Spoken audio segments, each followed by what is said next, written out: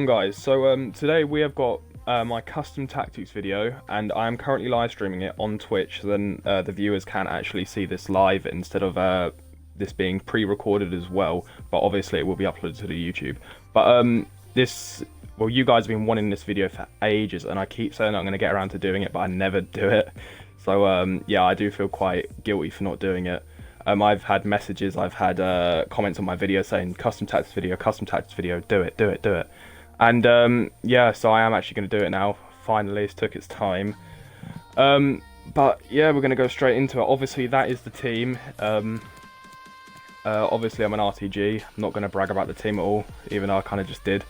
But yeah, we're going to go straight into the custom tactics. Like, this is my first time I'm ever showing my custom tactics off. I do want to just let you guys know this is for the 4-2-3-1 formation.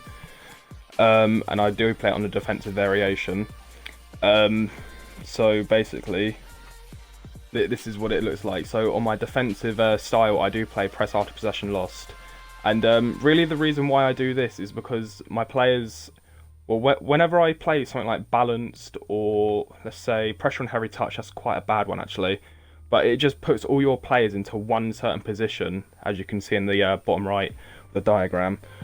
But when you're using the press after possession lost, all your players move up in like a sort of line sort of thing, and they also, like, as also shown in the triangle, they do form like a sort of triangle around the players to try and cut that possession or try and regain that possession. I find that really effective. It does take approximately 7 seconds, which I never really notice. I kind of think it happens instantly, but then again, I do start the game from kick-off with this style. And I thought I would just say I do stay with the 4-2-3-1 all game long. I don't change. I'm 4-2-3-1 all the way. So yeah, just to let you guys know. So I don't change formations. Obviously, these tactics here did help me get elite as well. So yeah, feel free to use them. Obviously, that's why you've clicked on the video.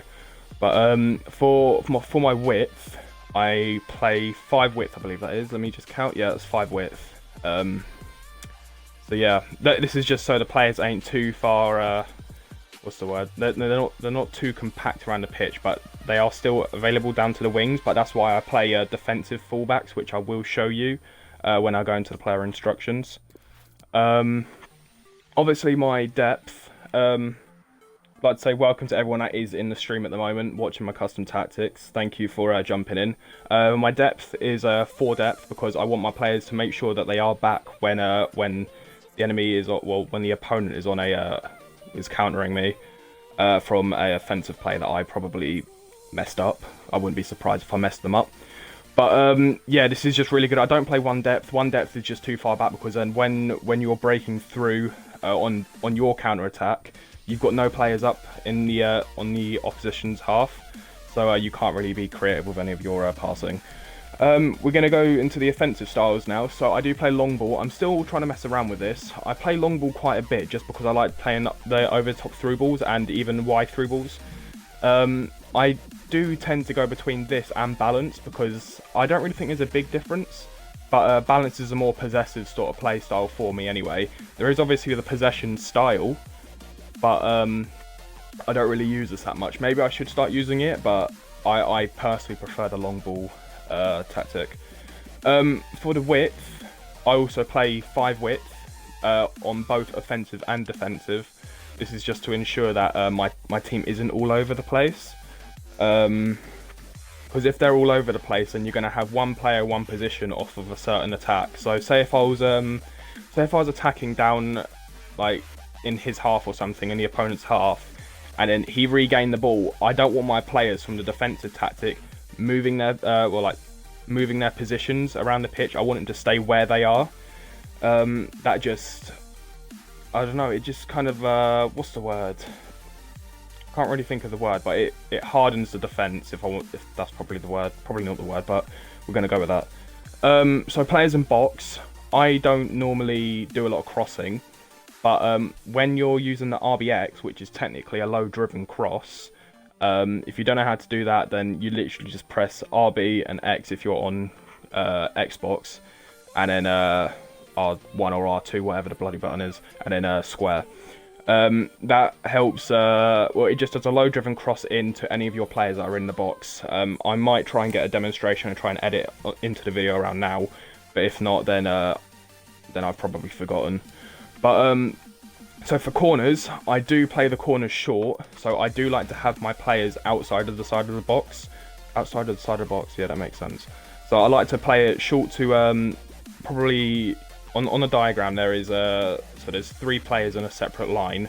The one furthest to the bottom is where I'd normally play the ball to, and then I'll pass it into that middle player and try and get a shot off of them.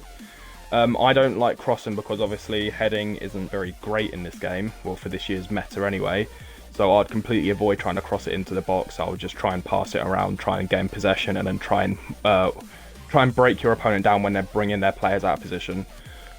Free kicks, from free kicks I don't normally pass the ball. If I do, I normally just make the player run over the ball, well, do a fake shot over the ball sort of thing, and then pass to them.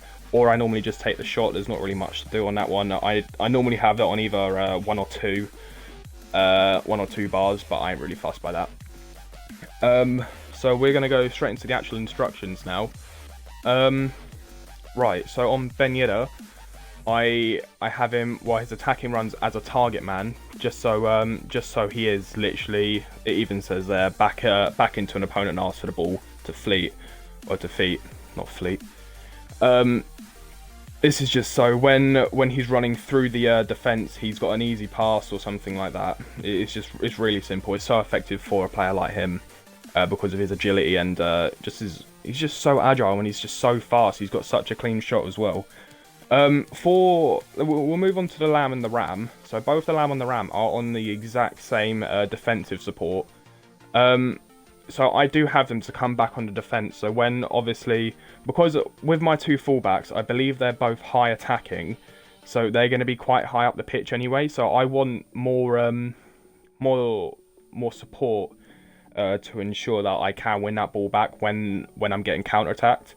But yeah, I find this really effective, especially with Marcelo, because he's got that defending capabilities. I know some of you might not have a Marcelo playing as like a Ram or whatever, but yeah.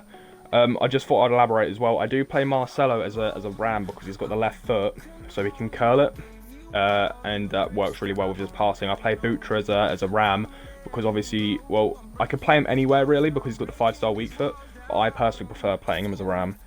Right, so we're going to go into the central cam, which is Neymar.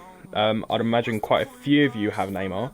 If not, then there is a lot of similar players like Ousmane Dembele, even Ryan Kent. Players like that, you can easily play him as a central cam. So I just have him on stay forward. I don't have anything else, literally just that because I really don't want him in the midfield really. I want him to stay forward so then he can get that shot off and he is so lethal. Right, so we're going to go into the DMs now. They are a bit different. So obviously I've got Bakayoko on cut passing lanes.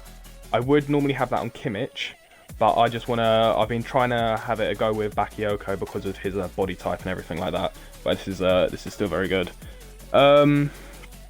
Do they get tired? Was this for the actual tactics? Was this for the actual tactics over on this? Because if you're going on about here, they do get tired depending on how much you're running with those players. So like if you're running up and down the pitch constantly, like not switching between your players, then they will get knackered instantly. But I don't really find a problem with it because I switch between my players quite often. But as long as you're not maining a player and chasing the ball with the same player, then they won't get knackered. They'll probably lose. I think I get about 4 or 5 fitness taken for my players each game. Obviously, it could be worse. It could be better. Like I think a lot of people lose about 3 or 4 fitness, but I lose about 4 or 5. Right, so where was I? I was on Bakayoko, now I'm going to go on to Kimmich. So I do have on man mark. Obviously, this would be better for Bakayoko probably because they are both 2 different players. They both got 2 different body types. Obviously, Bakayoko will be stronger than Kimmich, so he can body off players a lot more easier. But I've been trying something else this weekend. Yeah, I did get gold 1. Not the best, but not the worst. So obviously on the attacking support as well for both my DMs, I do have stay back while attacking. I don't want either of them getting forward, even though Kimmich does get forward because he's got the high work rates, which is a complete pain. But sometimes he did, when I was playing Rivals last night, he did score a few goals, so I was quite happy about that. But obviously I don't want him in those positions. We're going to go straight into the fullbacks now. So I've got Sandro and Da Costa on stay back while attacking. This is so important that you have this on your defenders, especially if you play possessive like me, because this literally just ensures that you are not open to any counter attacks. Like Sandro can just easily just knock someone off the ball, same as Da Costa. But as I have said, I believe they both do have the same work rates. Well, I think Sandro's high medium and Da Costa's high. I want to say. So obviously they're both quite offensive players. So you do want to make sure that they are staying back. So I will actually go and check that. But that is literally the 4-2-3-1 formation. I don't use any of these other formations at the moment. I was trying the 4-4-2. I'm not a big fan of it. I'm really not a big fan of it. So I'm tempted to go back to the 4-2-2-2. And if I do enjoy it, then I will do another custom tactics video on that. We're just going to check the work rates real quick. So Sandro is high medium, yeah, as I did say. So he's going to be pushed more further up the pitch than other players, such as, I don't know, who have I got on my bench? What's Bellerin? Oh, he's high, so it doesn't really work. Not a great comparison there. But yeah, he will be pushed more up. Actually, no, that is quite correct, because Bellerin will be also pushing back. And Da Costa, he is also high, but yeah, he's just so effective. He's probably one of my favourite fullbacks, him and Sandro. But obviously over time I do want to replace him. But yeah, I hope you guys did enjoy the video and the stream. I might be streaming a FUT draft after this anyway. So I'm going to try and get this video up as quick as possible. Obviously I need to edit it and everything. But yeah, I'm hoping this will be up on the Thursday, which is the day I'm recording this. So yeah, I hope you guys did enjoy. And if you did, make sure to click the button down below. And if you want me to try out any other formations and give custom tactics on that, then please do let me know in the comments or even on my Twitch chat.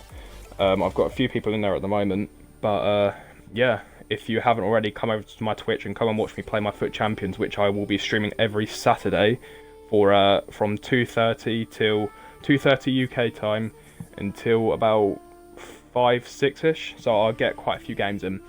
So yeah, I hope you guys did enjoy the video, and if you did, make sure to hit the button down below. And if you are new on Twitch or new on YouTube, make sure you do follow or subscribe to the channel, because much support is appreciated.